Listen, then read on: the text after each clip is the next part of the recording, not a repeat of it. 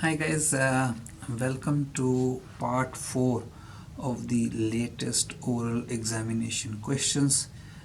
In these videos, I discuss the latest questions that are passed on to me by students who are located in India, Australia, Singapore, and UK. Some of them are my students, and some of them are oral examiners who are my batchmates. So they pass on the questions that they are asking students, and they want the students to prepare for it. So here is the latest examination questions I have received. I will not discuss the answers in detail in these videos. I will direct you to the videos where I have discussed these answers. If some questions I have not discussed, I will quickly discuss them or guide you to the publication that has the answers to it. But the purpose of this video is purely to pass on the latest examination questions that are being asked of students in oral assessments. Alright, so let's get started with today's video. This is part 4. The question that was asked is first question is the process of passage planning using EGDIS. So the process of passage planning using EGDIS. So if you have done the EGDIS course and you are familiar with EGDIS and you use EGDIS on board ship, so you have to talk about the process of planning the passage using EGDIS. I have discussed passage planning, but I have discussed using paper charts. One day I plan to make a video on passage planning using EGDIS as well, and I will share it with you guys.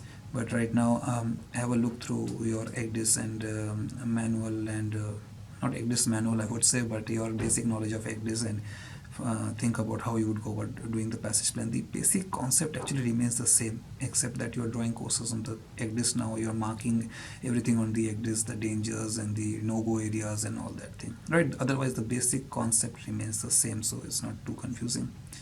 Regarding rules of the road, rule number 19 is being asked, and I'm not surprised. Rule number 19 has always been a very popular rule that has been asked of students. So please make sure that you read up rule number 19. Don't only memorize it, but make sure that you understand it as well. I have made a couple of videos on rule number 19, so make sure that you watch those videos as well. Then situations have been asked in restricted visibility. So when I say situations, that mean situations that involve risk of collision but in restricted visibility. So again, it's these questions are testing your knowledge of the rules of the road and rule number 19 in particular. Alright, so make sure you spend a lot of time on rule number 19. Then some general risk of collision situations have been also asked. So make sure that you practice your rule of the road cards, guys. So rule of the road cards is very important. I have made 28 videos on it. Each of these videos contain different cards, a different set of cards, and I have discussed and given pointers on how you can identify these vessels when they are shown to you by the examiners.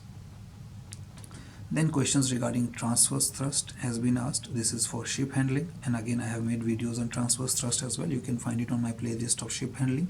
I have discussed transverse thrust in I think a couple of videos, so make sure that you watch those videos and gain an understanding of what is transverse thrust and how or what it is used for when maneuvering. What is the advantage of knowing about transverse thrust? Then a question about CAT-ZOC has been asked.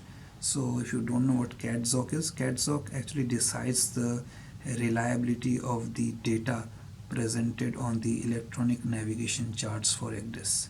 So you can of course read more about the CAT-ZOC in the EGDIS manuals or the books that you have studied.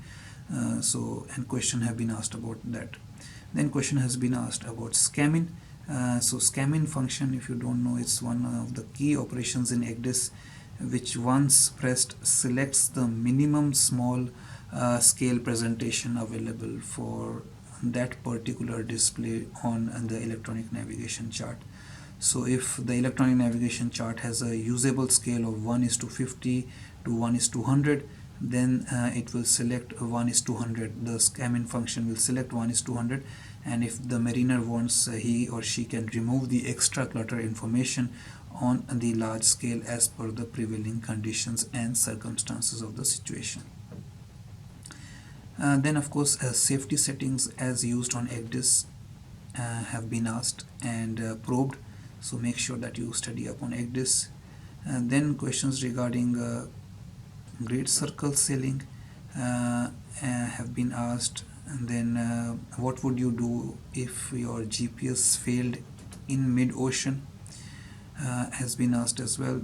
Great circle sailing, of course, I have made videos on it, number of videos, but not on actions to be taken when GPS fails.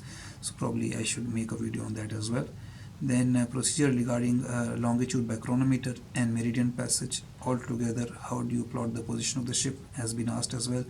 So you should be able to talk about it. I have talked about it on all my videos on celestial navigation, and I have explained how these procedures are used to plot the position of the ship. You can also watch videos on staggered observation, and that will help you as well. Then about ROR cards have been asked. I mentioned that already. Then radar plotting, drawing and explaining the radar plot. I have a video on that as well. Please watch it. It's a basic radar plot video, but you will benefit from watching it. Then actions regarding man overboard. Knowledge about Williamson turn has also been asked, so you have to study upon the procedure of man overboard, actions to be taken, Williamson turn. I have discussed all that in my videos as well. Please go and watch those videos. Then magnetic compass errors, again I have talked about that as well.